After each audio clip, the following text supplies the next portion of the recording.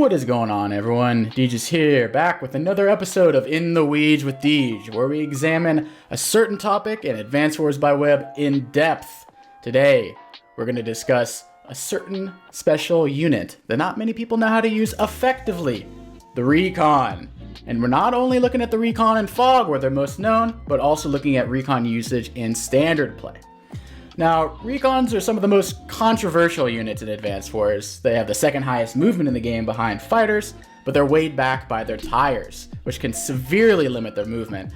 And they're also held back by the fact that they're confined to machine guns as a weapon, which does laughable damage against everything except for infantry. However, Recons have more utility than you think. And although they're not the safest option to build, if you use them well, you will be rewarded. Joining me today to discuss Recons is Recon expert, Mr. Greensuit. I've known Greenie for over a year now, and he's one of the main proponents of Recon usage in Advanced Wars, especially in standard matches. He's managed to beat big names like myself, Go7, Sonya the Superior, by using his Recon strategy specifically. And if Tordred is the tank man, Greenie is the Recon man. So, warm welcome to Mr. Greensuit. How you doing, man? Hello, Deeges. Hello, everybody. Yeah, so we have a resident Recon expert here, but before we get into learning, I want to test y'all's knowledge. We're going to have a little test, a pop quiz, if you will. Now, question number 1, and you can pause the video while I'm doing these questions to give yourself more time to think. What are the two main drawbacks of buying an early Recon? Alright, now that you have sufficient time, what I consider the two main drawbacks are 1, you're foregoing your own early infantry, what is going to significantly impact your capping phase. You may lose a couple of thousand in funds, you might lose infantry positioning. There is a opportunity cost for building a Recon in terms of not having that extra infantry in order to cap. Number 2, the reason is it also disturbs the timing of your vehicle builds. I.e., maybe you get your first tank on day 5, but if you build an early Recon, maybe that gets pushed back to day 6, or maybe you're forced to build an artillery rather than a tank. So building a Recon, it takes 4k rather than the 1k of an infantry. It can impact your builds. You might want to look in the move planner to see how effective, or how this purchase will affect you later on down the line. Question number 2. When should you typically build a Recon in standard matches? What day? I would say the answer to this is day 3. Day 4 is getting a little bit greedy, and honestly it depends on the map, but day 3 is typically when you build your first Recon, if you're going to build an early Recon, because it is usually able to reach the front lines quickest.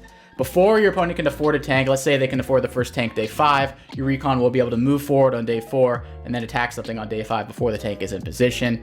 Whereas if you build a day 4 Recon, day 5 Recon, your opponent is going to have tanks by that time, and it's not going to really be able to do much, particularly in standard play. So in standard play, if you're not building a day 3 Recon, it's typically a mistake. Question number 3.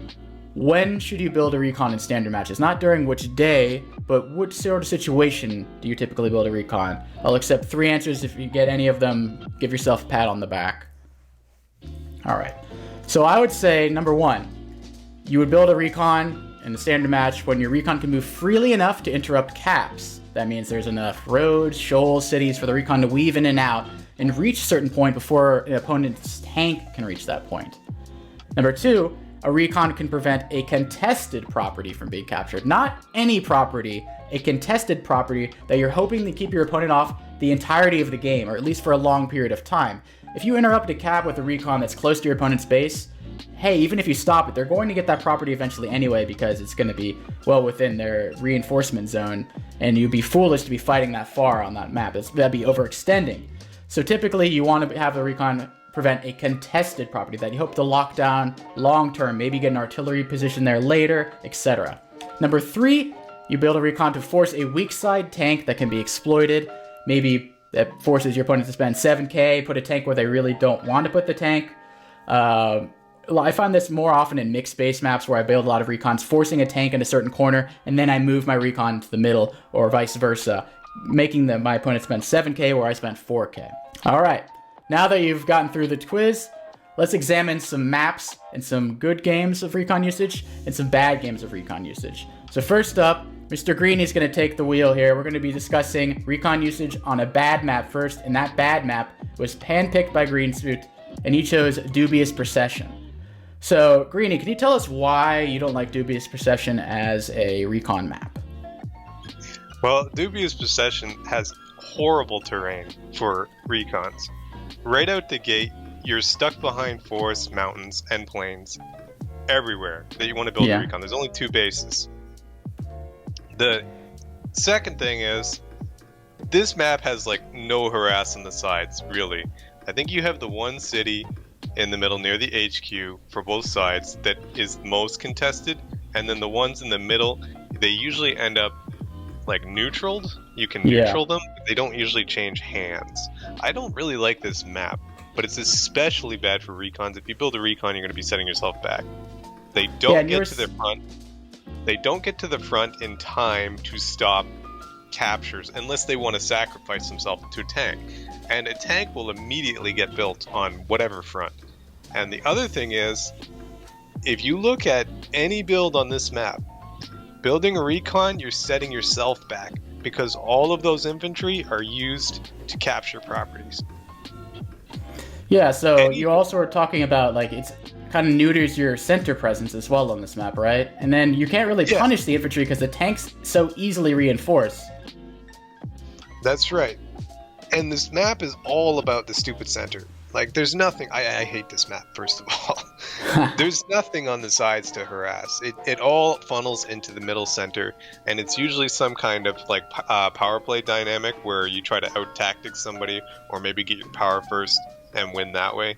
That's how it's. I beat Shock that way with it's always a max mirror too, right? If it's tier 2. I beat Shock that way. I beat him with max powers, with a better power dynamic than he did. But because you try to put the 2 pressure on the 2 cities in the bottom if you're red, or in the top if you're blue. But then the tank can reinforce within 1 turn. It's in position to defend all those units, and you don't even need to rush those 2 cities because you can get the cities at the bottom instead, or at the top instead. There's the triangle of cities, and then those tank can easily just front shift to the middle. But this recon is so out of position, it can maybe hover on the city on 1308 and like near the HQ, but what can it really do? At that point, it's just a waste of funds. It also neuters you getting the airport. It holds you back from getting the airport earlier. Holds you back from the center. Look at the center presence. Blue can actually put his infantry closer to the center much earlier, get the airport quite early, get this chain going. But red is just completely neutered in terms of development. So that's the opportunity cost for one thing. You lose a lot of opportunity costs. There's still properties in the vicinity you can capture, an airport specifically. And then also, when you do get out your recon, it can't do anything.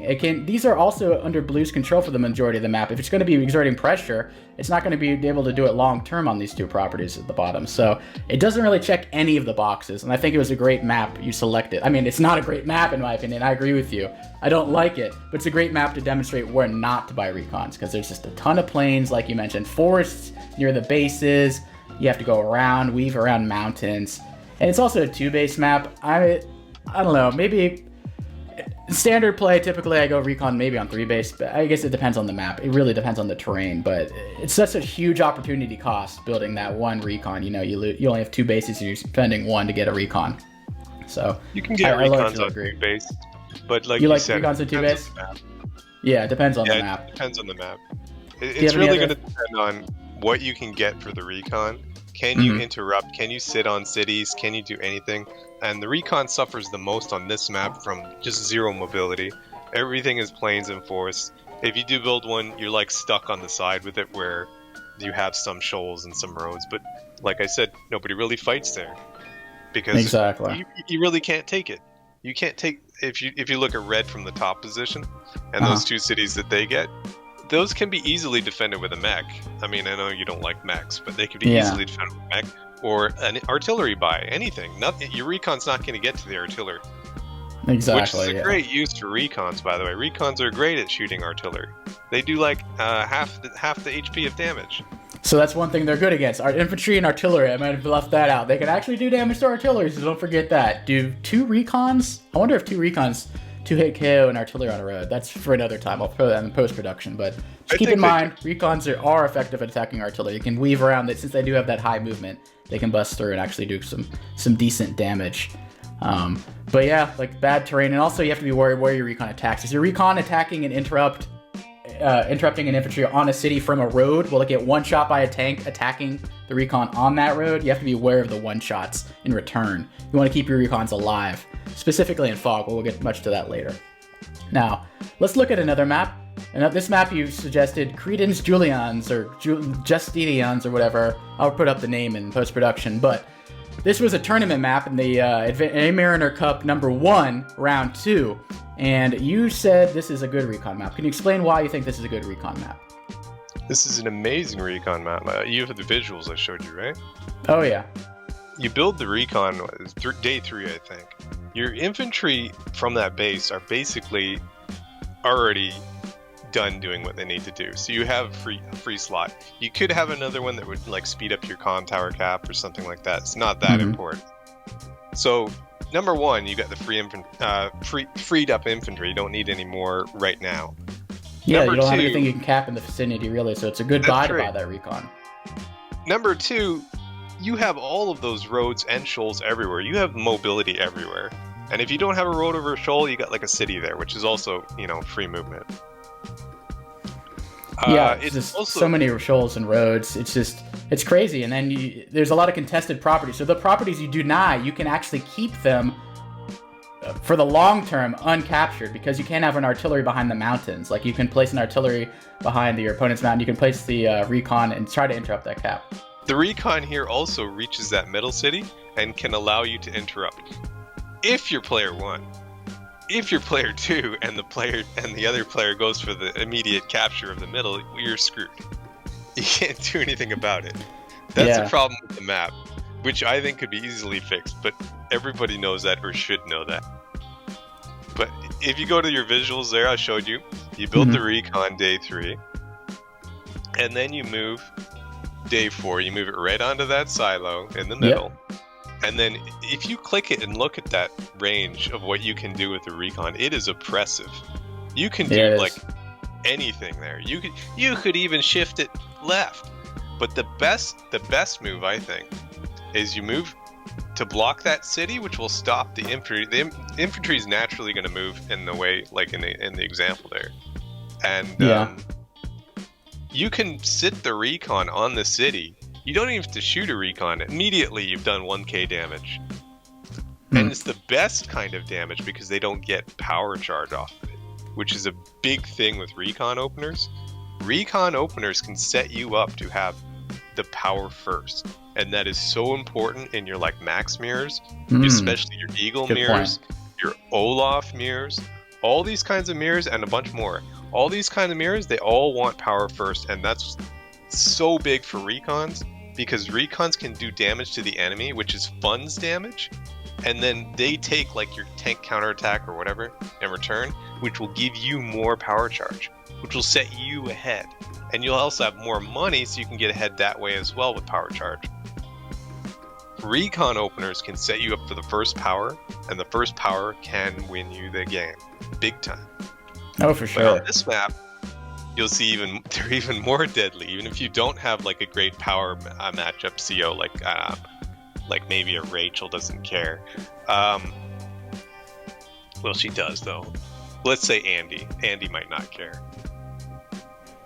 On this map, you can then send that recon from the city block to like harass the airport. In the next example, if you've seen it, you can harass the airport, and meanwhile, you've bought an artillery, and now because he's sending his tank to deal with your recon, the tank can't deal with the artillery. Now the artillery in the middle has locked up the middle city, and that's pretty much game over.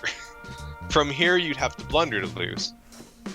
Yeah, that's true, and then you'll get control of the middle. Your opponent's forced to deal with that recon. It was a 4k investment, and your opponent has to invest 7 whole k into that. Granted, it's a turn later even, so they're still on their back foot. Any infantry you shoot is also going to have a repair bill, which will set them back another 1k, and all of this is like severe damage early game. It might not matter, turn 10 if you do $200 worth of damage, but in the early game, losing that threshold is very, very damaging. Oh, for sure. Yeah, it's also the long game. You're holding down the center for the longest of times. I've seen people win on capture limit just by having that extra middle property on this map several times in the tournament, actually. So it is definitely a wise early investment to distract the tank, to interrupt caps, to go on the left, middle, or right of the map. You can adjust. You can tailor make your recon harassment style to fight your opponent depending on how they respond to it. You can interrupt the airport, you can interrupt that city, you can block infantry in the middle. You can do so many different things. So for that reason, it's because of the mobility. That's why this is a good map for recons. They have great mobility. Exactly, and they're not really held back by much. There's a few forests, a few plains, but mostly shoals, roads, cities, labs. Just super easy to move around. And also, just it's also centralized as well, so you can have so much variability where it goes. You're not stuck on one side. You can just go wherever. So now, yeah, definitely a player. Sure. What would they do to counter this? Because if they go tank, they're screwed. So I practiced with Malleus a bunch of times on this map in preparation for Go 7.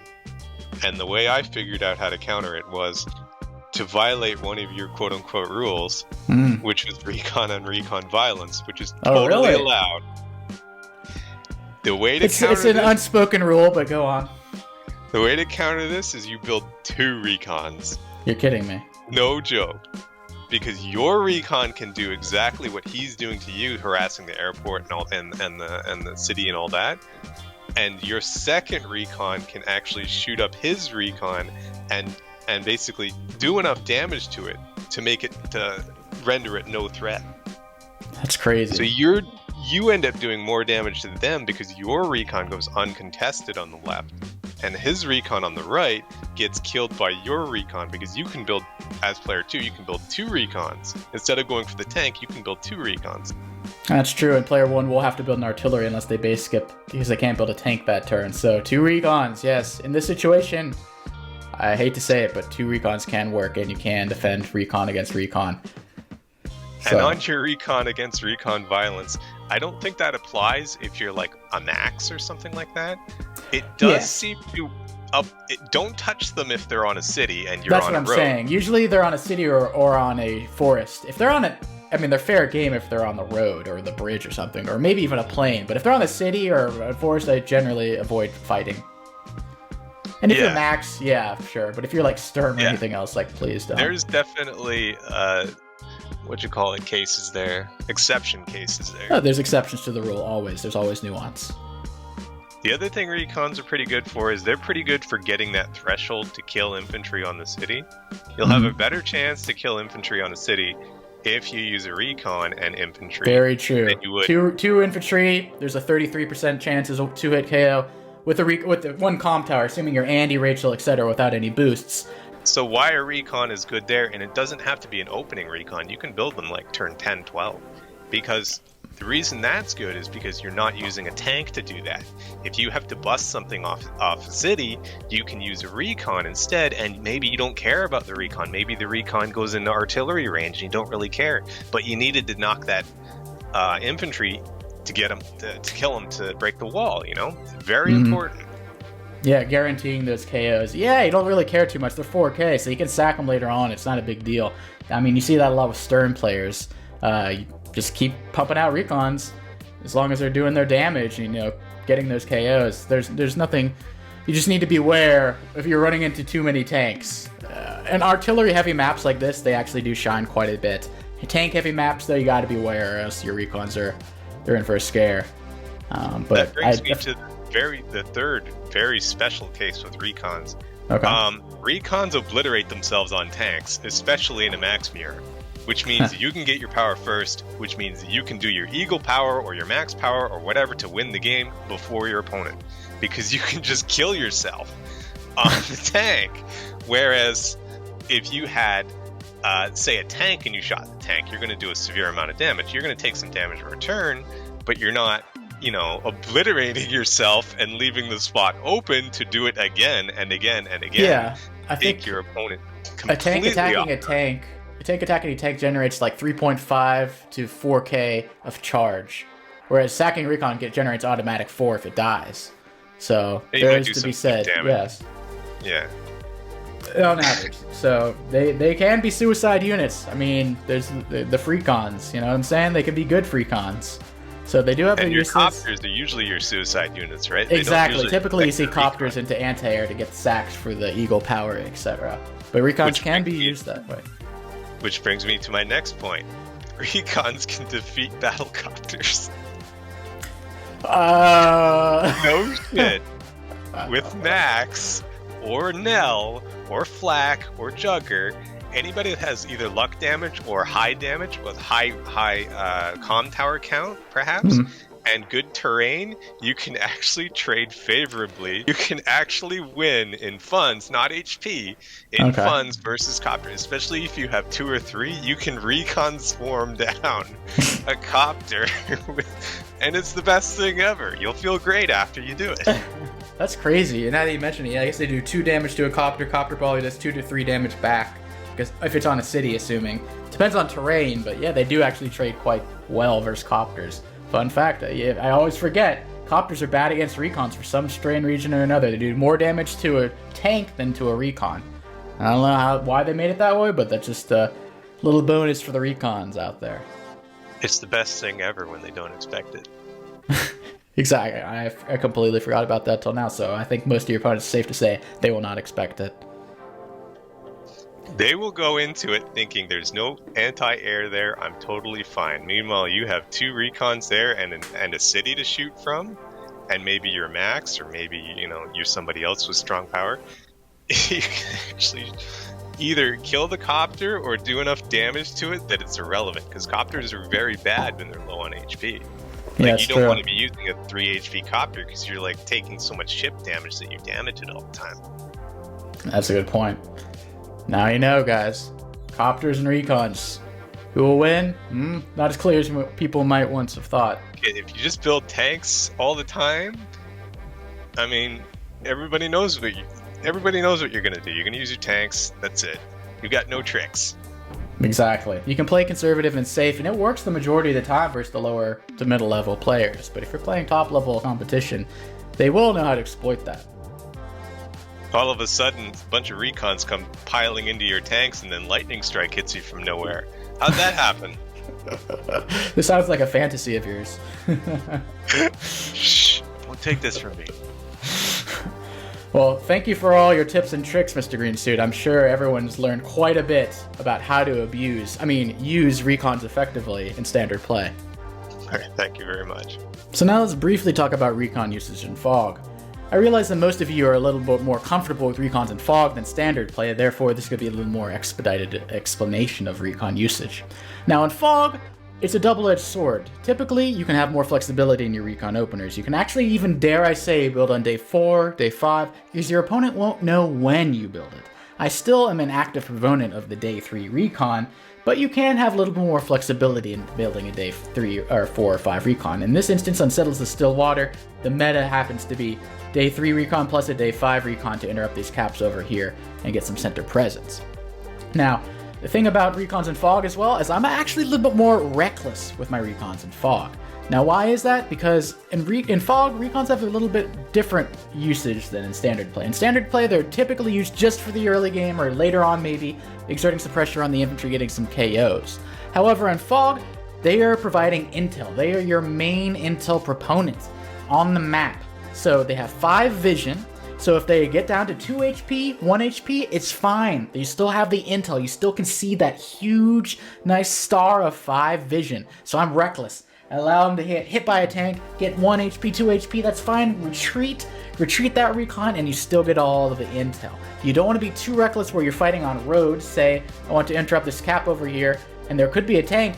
For example, let's say I want to interrupt this cap, and theoretically this recon is over here. And in this city, or in this forest over here, and I can interrupt. I would not, because it would be on a road, and this tank would one-shot it from the road. Even without a comm tower, or with a comm tower, I would lose that recon, and it would not be worth interrupting that cap for losing the entire recon. I would want to fight at least from plains, ideally from a forest or from a city, fighting off infantry, typically, or a silo. But typically, you're probably going to have plains the majority of the times, but avoid roads at all costs, because you will be losing the recon. We don't want to lose our recon.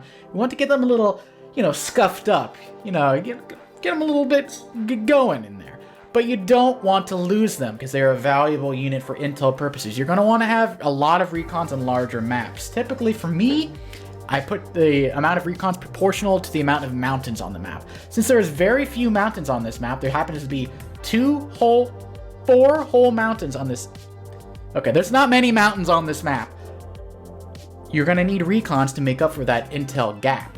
Because there's not much vision provided by the infantry on mountains, you're going to have to fill in that gap with the recons providing the 5 vision. If there's tons of mountains, recons are not as needed. Or if you do have a lot of mountains in certain areas, no recons there. But in other areas where there's no mountains, maybe put the recons over there in order to alleviate some of the vision problems. So typically in a large map, say, Chosen Reservoir, I typically have 3 recons at all times. 2 on my strong side, 1 on my weak side. Now, why is that? 1 on the weak side, self-explanatory. I see what's going on, make sure they're not building up their forces for a death ball to kill me. 2 on the strong side. Why 2? 1, I can sack and see what's going on into the enemy lines.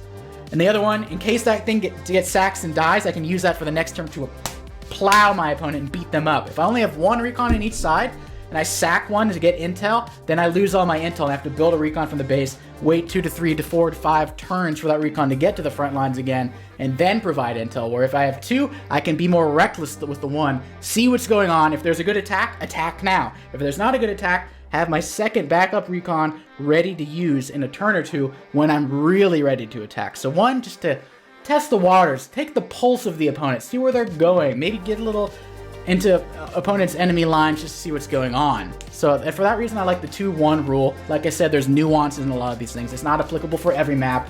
I didn't say, Deej, you said build 3 recons every map. No, that's not what I said. Understand the meaning behind what I'm saying, though, in certain circumstances like that. Another thing about recons, I do like the day 3 recons as well, because typically in a 2-base map, I'm more of a proponent of early day 3 recons and fog specifically, because that's typically more of a max map, and max recons are stronger. You're going to have less infantry too. So if you interrupt a cap, it's actually a bigger deal to your opponent, because they're not going to have as many infantry to make up for that weakened infantry cap. So in the longer term, it could interrupt and maybe stave off some of those caps for a longer period of time, because your opponent will have less infantry to actually capture it, if you know what I mean. It's a double-edged sword, because you're going to have to build a recon and forego building 1 infantry for a turn when there's only 2 bases. So the opportunity cost is higher, but the reward is also potentially higher by stopping your opponent from capping the properties with the little amount of infantry they do have.